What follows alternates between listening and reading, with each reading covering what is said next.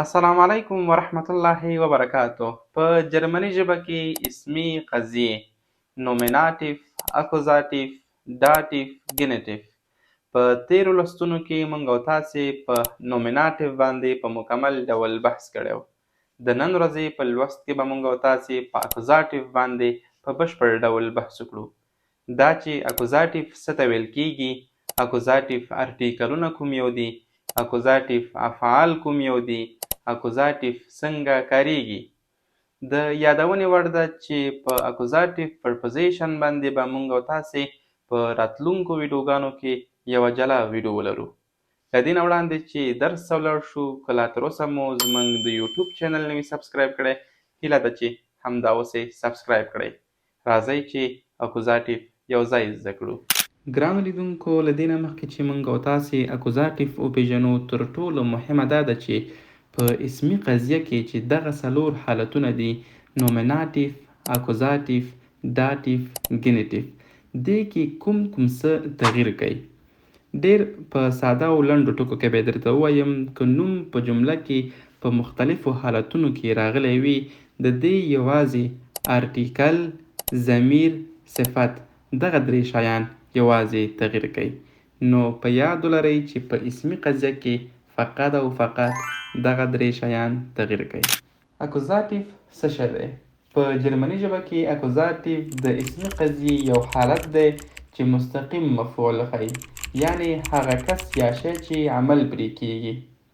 کیدای شي ستاسو ذهن کې سوال پیدا شوی وي چې مستقیم مفعول څه ته ویل کیږي. مستقیم مفعول هغه څه دي چې د فعل لخوا مستقیم اثر یا اغیز پرې کیږي. د مثال په ډول ich sehe den Mann، زه سړی وینم. دلته den Mann مستقیم مفعول دی، ځکه د لیدلو فعل مستقیم اثر کوي په den Mann باندې. راځئ چې اوس اکوزاتیف ارټیکلونه وپېژنو. دا هم په نومیناتیف حالت کې ارټیکلونه. د مسکولین یا نارینه ارټیکل په اکوزاتیف کې bestimmter یا معین ارټیکل یې den، unbestimmter یا غیر معین ارټیکل یې einen، نگاتیف یا منفي ارټیکل یې keinen، د فمینن یا ښځینه ارټیکل په اکوزاتیف کې bestimmter یا معین ارټیکل یې die، unbestimmter یا غیر معین ارټیکل یې eine، نگاتیف یا منفي ارټیکل یې keine، نویتروم یا خنثی ارټیکل په اکوزاتیف کې bestimmter یا معین ارټیکل یې das، unbestimmter یا غیر معین ارټیکل یې ein، نگاتیف یا منفي ارټیکل یې kein، پلورال یا جمع ارټیکل په اکوزاتیف کې bestimmter یا معین ارټیکل یې die، unbestimmter یا غیر معین ارټیکل په اکوزاتیف کې هم د نومیناتیف په څیر باندې شتون نه لري، او منفي یا نگاتیف ارټیکل یې keine. د نومیناتیف او اکوزاتیف ارټیکلونو ته په لیدلو یوازینی بدلون د مسکولین یا نارینه ارټیکلونو کې راغلی دی چې bestimmter ارټیکل په den تبدیل شوی دی، unbestimmter په einen تبدیل شوی دی، او نگاتیف ارټیکل په keinen باندې. فقط دغه یو توپیر په نومیناتیف او اکوزاتیف ارټیکلونو کې دی. Das ist ein Stift، دا یو قلم دی. دا جمله په نومیناتیف حالت کې ده. اوس څنګه کولی شم چې همدغه جمله زه په اکوزاتیف حالت کې ووایم؟ د مثال په ډول ich habe einen Stift، زه یو قلم لرم. په دې جمله کې ich pronomen دی چې په نومیناتیف حالت کې دی.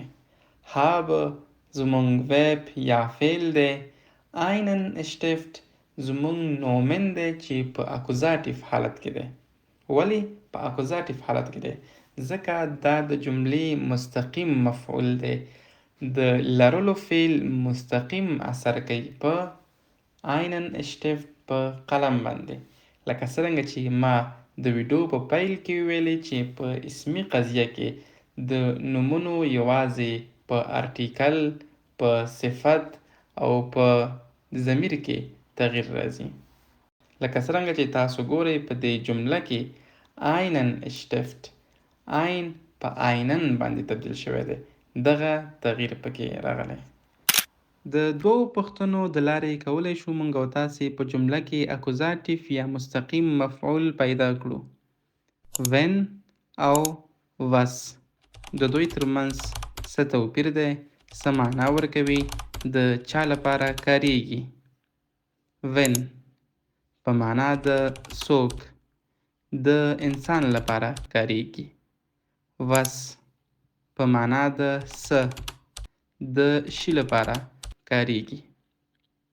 د مثال په ډول ich sehe den Lehrer. پوښتنه کوو when sehe ich زه څوک وینم، den Lehrer معلم.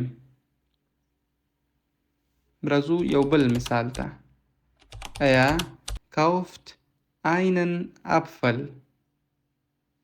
was kauft er einen Apfel یوه مړه. اکوزاتیف جوړونکي افعال یا فعلونه. په جرمني ژبه کې ځینې فعلونه دي چې تل اکوزاتیف ته اړتیا لري یا مستقیم مفعول ته. دا ډېر زیات فعلونه دي، خو دلته به اوس فعلا یو څو فعلونو ته لنډه کتنه وکړو او په راتلونکو ویډیوګانو کې به په دې اړه جلا ویډیو ولرو. د مثال په ډول haben لرل، sehen لیدل، hören اوریدل، kaufen اخیستل، lesen لوستل، essen خوړل، trinken څښل، brauchen اړتیا لرل، finden موندل، machen جوړول، lieben مینه لرل، mögen خوښول. دا په جرمني ژبه کې هغه فعلونه چې تل اکوزاتیف یا مستقیم مفعول ته اړتیا لري. هیله لرم چې یو څه به مو ترنه زده کړي وي.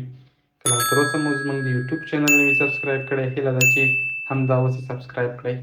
تر بیا مو په لوی او بخښونکي رب سپارم. bis bald. Tschüss.